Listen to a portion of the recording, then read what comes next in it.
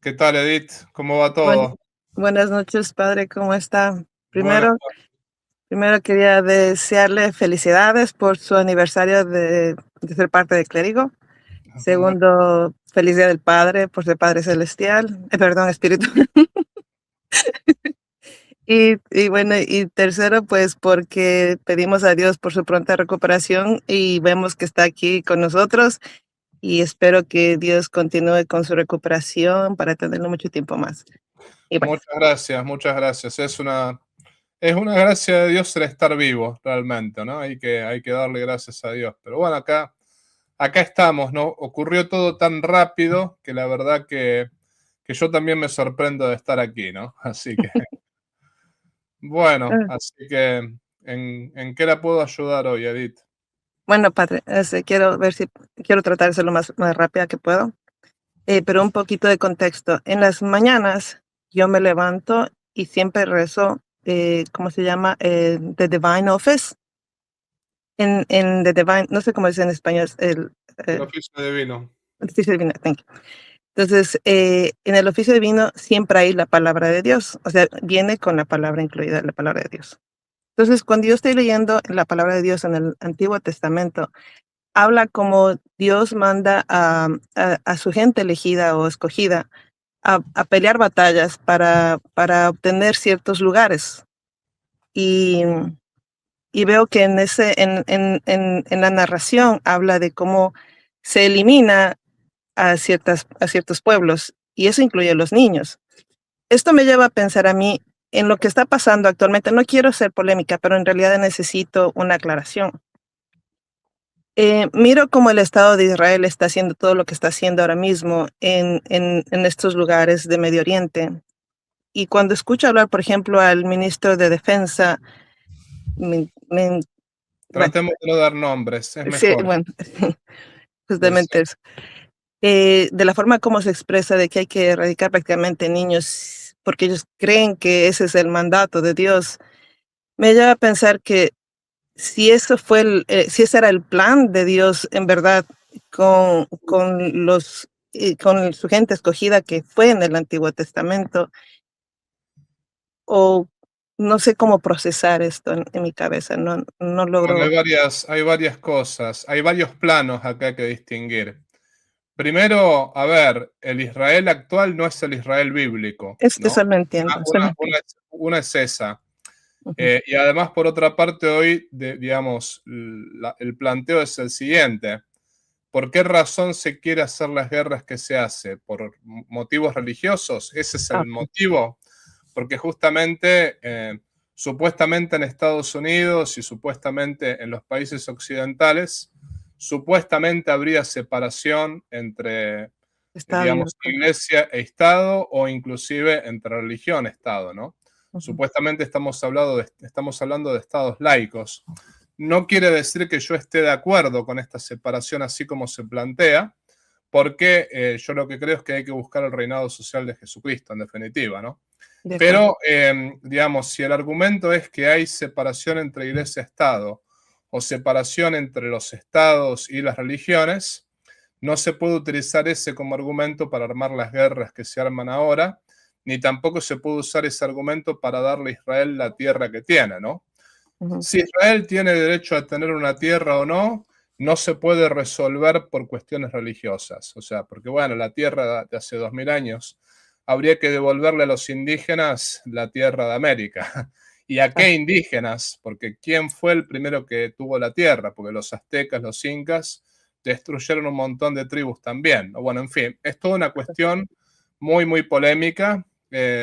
Entonces, dejando en claro que para mí hay que buscar el reinado social de Jesucristo por sobre todas las cosas, vamos a su pregunta.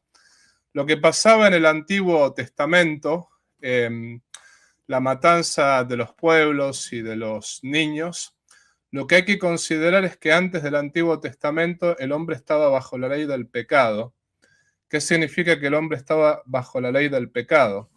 Que ningún hombre podía decirse inocente de manera absoluta, ni siquiera los niños, porque todo hombre nacía con el pecado original y no había sido redimido por Jesucristo.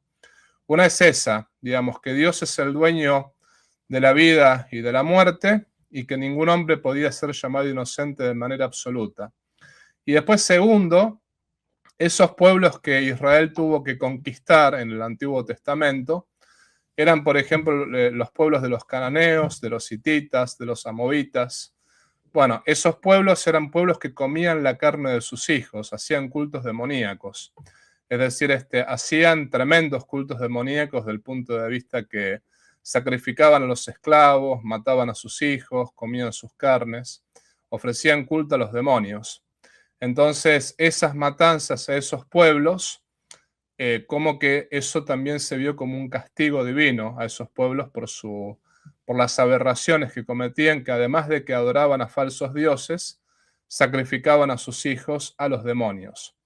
Y después, bueno, del punto de vista de Dios, esos niños por ahí eran salvados, porque al no tener pecado, en una de esas se salvaron, en una de esas, en estos momentos están en el cielo. Si crecían en esa cultura, donde terminaban comiéndose la carne de sus hijos, terminaban en manos del demonio. Entonces, del punto de vista divino, Dios podría haber dicho, bueno, les quito el cuerpo ahora, pero salvo sus almas, porque lo más importante es que salven sus almas, ¿no? Más o menos esa es la explicación en cuanto a la cuestión, ¿no? Pero la relación con lo actual no tiene nada que ver, porque primero que el Israel actual no es el Israel bíblico, y segundo, no todos los israelitas ni todos los judíos están a favor del estado actual de Israel, ¿no? Entonces, digamos, lo que pasa actualmente hay que verlo con otra óptica. Sí, yo entendía esa parte, pero cuando miraba, cuando trataba yo por lo menos de entender lo que estaba leyendo o de discernirlo, de repente me venía, y yo entiendo que el Israel de ahora no es el bíblico, pero las acciones que ellos tienen y de reclamar que es Dios quien los escogió, me hacía pensar, ¿será que esto era que antes pensaban o están, no sé, me confundí en la cabeza, o sea, queriendo hacer una situación similar? ¿Será que ellos usan este tipo de cosas justificándose con el Antiguo Testamento para cometer estas salvajadas que cometen ahora? Y claro, o sea, necesitaba hacer la pregunta, no de que si este Israel de ahora es el del bíblico, no, sino cómo es que Dios permitía todo esto en el Antiguo Testamento. Y bueno, la aclaración está dada. Ahora dentro, Igualmente el Israel actual, los mismos israelitas no siempre están de acuerdo con lo no, que dice eso sí su es verdad, eso sí es verdad, es Así verdad. que bueno, hay que tenerlo en cuenta todo eso, ¿no? Claro, sí, es verdad. Justamente miraba videos de ortodoxos que están siendo golpeados por la policía israelita por protestar en contra de lo que está pasando en el Líbano, y es terrible, pero es verdad. Claro. Dentro de esta misma pregunta, me surgió otra pregunta, a lo mejor es boba y pido disculpas si es que es así, pero en este caso, nosotros, siendo Israel, el del bíblico me refiero, el pueblo escogido de Dios, ¿cómo se llama estos otros pueblos que no eran los cananeos? Los Eh, filisteos, los, moabitas, se los se hititas, me fue el nombre. Samaritanos, los samaritanos. samaritanos. Esos no eran pueblos escogidos de Dios. Y Eh, habían otros pueblos que no eran como los cananeos y no eran escogidos. En este caso, los gentiles, perdón. Nosotros somos los gentiles. En este caso, si Israel era el pueblo escogido de Dios y el pueblo escogido de Dios cae de la promesa de Dios, nosotros venimos a ser como el plan B de Dios, o no, cómo resulta eso. no es el plan B. La nueva alianza es la nueva y eterna alianza. En realidad, todo Israel apuntaba a la iglesia. Okay. Porque, ¿Cómo porque, apuntaba? digamos, el hombre tenía que redimirse. Entonces, para que el hombre, para que tanto los gentiles como los judíos, que eran el pueblo elegido, para que todos nos redimamos, tenía que venir el Mesías. Entonces, la elección de Israel como pueblo elegido fue para que reconocieran al Mesías. Y el Mesías era el Mm, cumplimiento de la ley y de los profetas. Y siendo el Mesías el cumplimiento de la ley y de los profetas, podemos decir que, digamos, la nueva alianza eterna, que es en la sangre de Jesucristo, es la alianza que es para siempre. Entonces, desde ese punto de vista, no es que somos el plan B, sino que Cristo tenía pensado en la iglesia el cumplimiento de todas sus promesas, ¿no? Porque Okay. Digamos, en la iglesia, que es el cuerpo místico de Cristo, se cumplen tanto las profecías del Antiguo Testamento como la ley, y digamos, ya no es en la circuncisión, ya no es en la carne, sino que es en el bautismo y, digamos, en la fe en Cristo Jesús, ¿no? En la persona del Mesías. Okay. Okay. Ahora, una última pregunta para dejar el resto pasar. Con este conflicto que se está dando acerca de la ¿cómo es? Fraternidad, yo decimos, creo que es, Sí, que, bueno, hay la controversia entre católicos. Yo poco o mucho sé, o poco nada sé del asunto, pero sí digamos que me incomoda bastante. No hace mucho tiempo que regresé a la iglesia y es difícil escuchar, entonces prefiero no escucharla, ¿no? Pero a veces uno entra a las páginas sociales como el X y de repente gente que se les ve que conocen, que son teólogos, que hablan bien, inclusive padres, curas. Eh, Hubo una persona que dijo, Roma perdió la fe, y con una declaración absoluta. Y eso es como decir, Jesús es mentiroso, porque si Roma pierde la fe, entonces no hay un papa, el papa queda descartado. ¿Cómo se le puede tomar eso a los que recién, o a los que estamos volviendo nuevamente a la fe, sí, escuchando bueno, tremenda declaración? Y ese, que los curas le den retweet, o sea, es nomás. ese tipo de declaraciones no pueden ser verdaderas. Lo que puede pasar es que un papa particularmente pierda la fe, ¿no? O que un cardenal, o que varios obispos, o que varios cardenales pierdan la fe. Pero no puede perder la fe en cuanto tal la iglesia, en cuanto tal no, ¿no? Entonces es como que la promesa de Cristo es que las puertas del infierno No no prevalecerá. prevalecerán sobre la iglesia, ¿no? Ese es el punto. Ahora, nadie, o sea, nada impide de que haya papas malos, eso no, ¿no? Nadie impide que haya obispos malos, que haya corrupción, de hecho el modernismo existe, ¿no?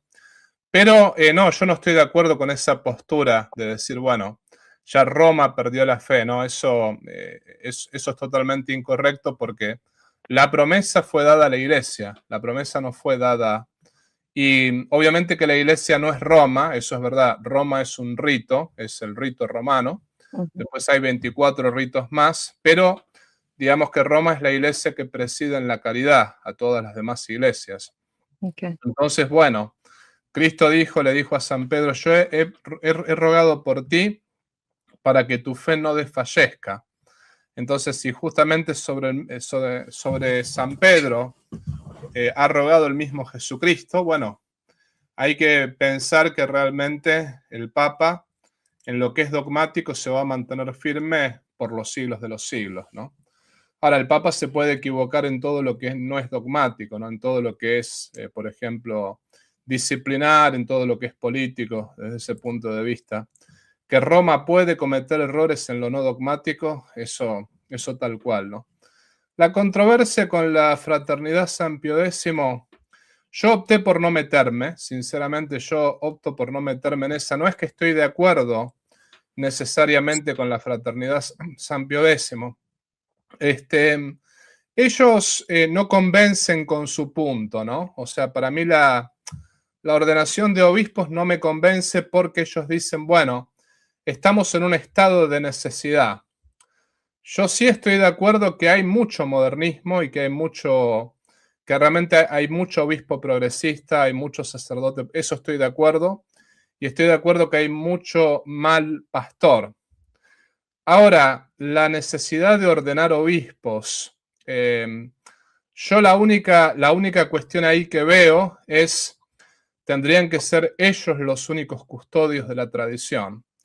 Y realmente no veo que puedan ser ellos los únicos custodios de la tradición, ¿no? Ese es mi punto. Y además yo me planteo esto, ¿qué le impide a cualquier obispo poner la misma excusa? Por ejemplo, obispos que sean buenos, ¿no?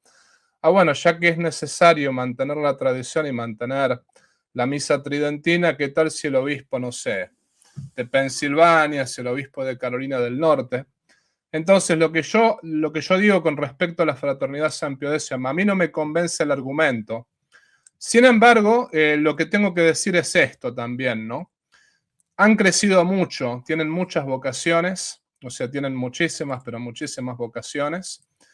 y tienen casi 1.000.000 de fieles y realmente es impresionante los seminarios de ellos que tienen hasta 200 seminaristas, muchos de los seminarios jóvenes de 18, 20 años, o sea, eso impresiona muchísimo.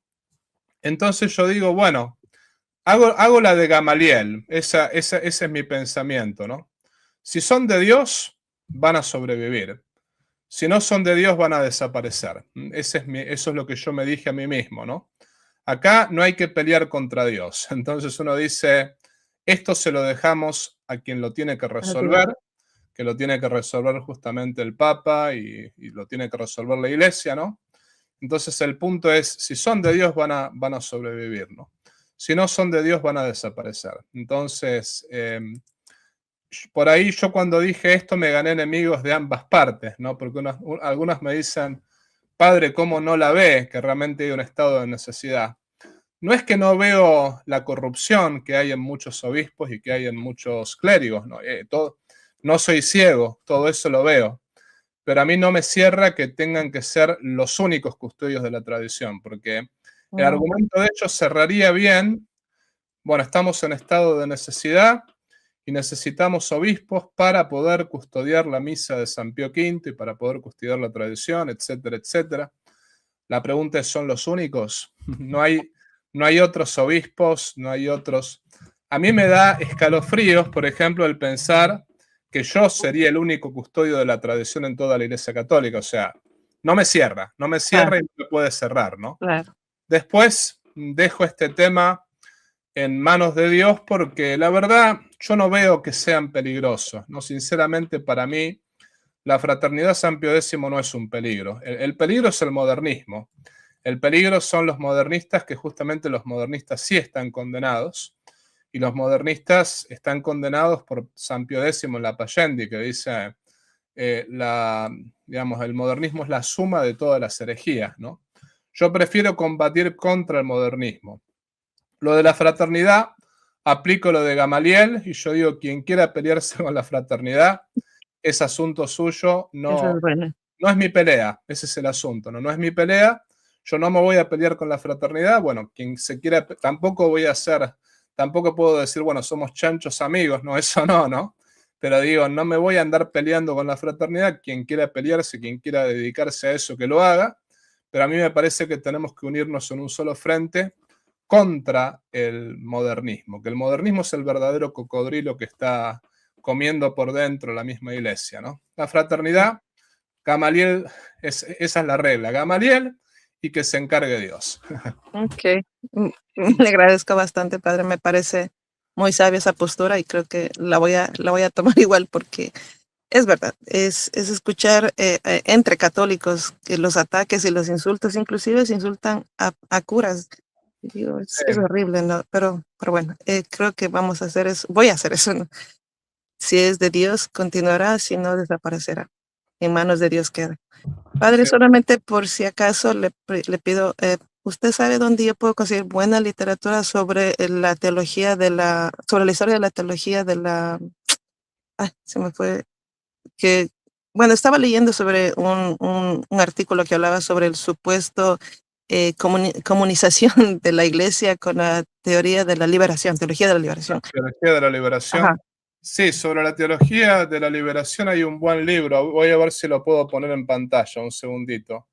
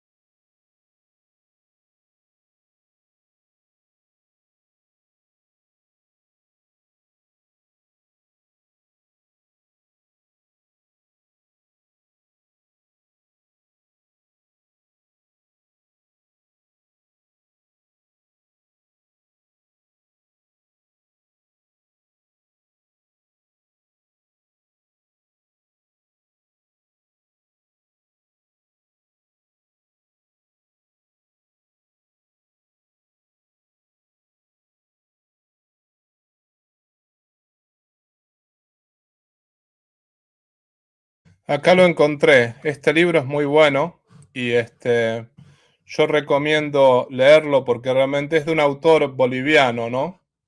Yo lo leí el año pasado y me pareció muy, muy bueno. Es Teología de Liberación, un salvavidas de plomo para los pobres. Este libro es de Julio Lodredo de Iscue y realmente es muy, pero muy bueno. Y después conviene leer también las condenas que hicieron en su momento Juan Pablo II a través de, digamos, la doctrina de la fe, ¿no? A través del dicasterio de la doctrina de la fe. Hay dos documentos, uno se llama Libertatis Nuncius y otro se llama Libertatis Coscienza. Okay. Esos dos documentos conviene leerlos también porque clarifican bastante el tema de la teología de la liberación. Pero acá está este libro, Teología de la Liberación, un salvavidas de plomo para los pobres. Y ahí está bastante resumido por qué la teología de la liberación es marxismo dentro de la Iglesia Católica y el marxismo está condenado, justamente, ¿no? Okay. Entonces, es una buena idea leerlo ese libro. Okay. Ya, ahorita le anoto, le regreso el video y Ok, padre, le agradezco bastante, me ayudó muchísimo, muchísimo. Le prometo que me ayudó bastante. Bueno, Le agradezco su bendición. Dios me la bendiga en el nombre del Padre, y del Hijo, y del Espíritu Santo. Amén. Que Dios le bendiga, padre, tenga una linda noche. Gracias, igualmente. Si te gustó el video, por favor, ponle like, suscríbete a este canal, comparte este video y activa la campanita de la notificación. También, si deseas colaborar económicamente con este apostolado virtual, te invito a hacerlo por PayPal, también por un super chat, o puedes unirte al canal como miembro. En la descripción de este canal vas a ver el modo concreto cómo colaborar con este apostolado. Si no puedes colaborar económicamente, no te preocupes. Este apostolado es gratuito y todos los videos son gratuitos. Lo más importante es que compartas este video con las personas que estén a tu lado. La idea es llegar a todo el pueblo de Dios y la idea es poder predicar el Evangelio para mayor gloria de Dios y la salvación de las almas. Por otra parte, te quiero avisar que todo el dinero que se recaude con este apostolado virtual va a ser enviado para familias necesitadas y para mejorar esta misión en el sexto continente. Desde ya te agradezco por todo lo que puedas hacer por cada uno de nosotros. Y te pido también que reces por mí y yo rezo por ti. Viva Cristo Rey, viva la Virgen y viva el Patriarca San José.